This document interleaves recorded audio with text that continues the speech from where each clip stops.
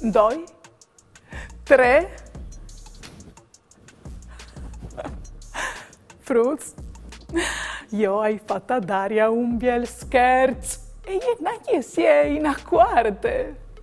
C'è bulle che sei stata in uomo? Sì, perché io so i bette e a mi su me bette. Come le clami?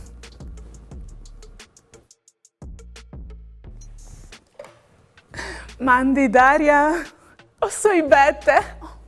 Mandi, bete, c'è mu di te? Alle di tan che non ti sente e non ti vede.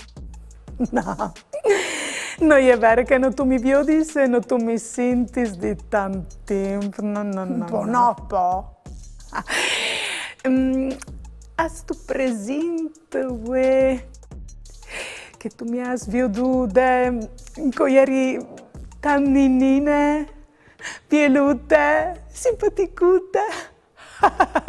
Io, o ieri, la mummia. Sì, proprio te che tu hai veduto, uè, a Vencio. Ti hai fatto un scherzone di che non tu ti sei neanche in acquarto.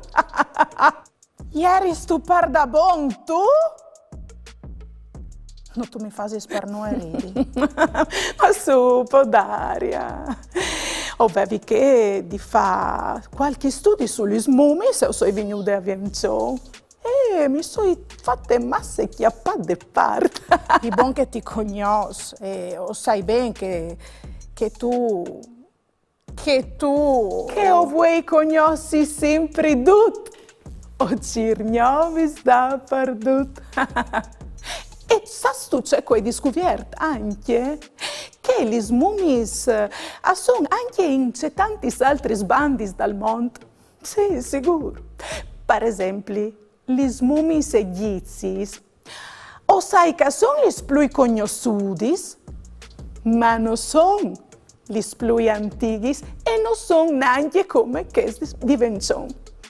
E per via? Perché gli smumis di Vention si sono conservati per via di une muffe.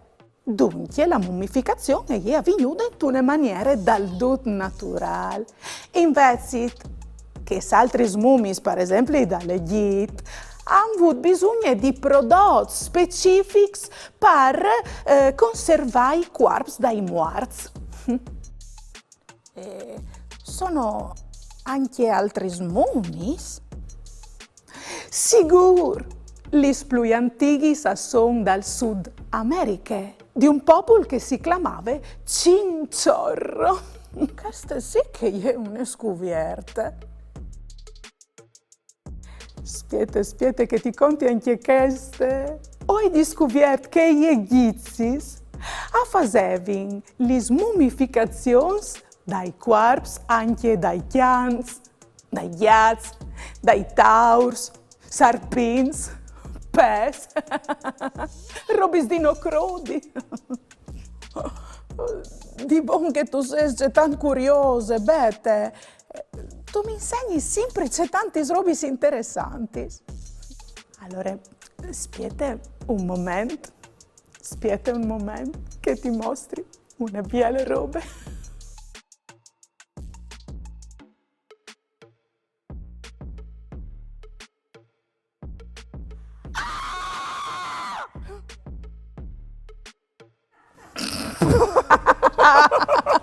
Perché io so i bette e a mi su me bette.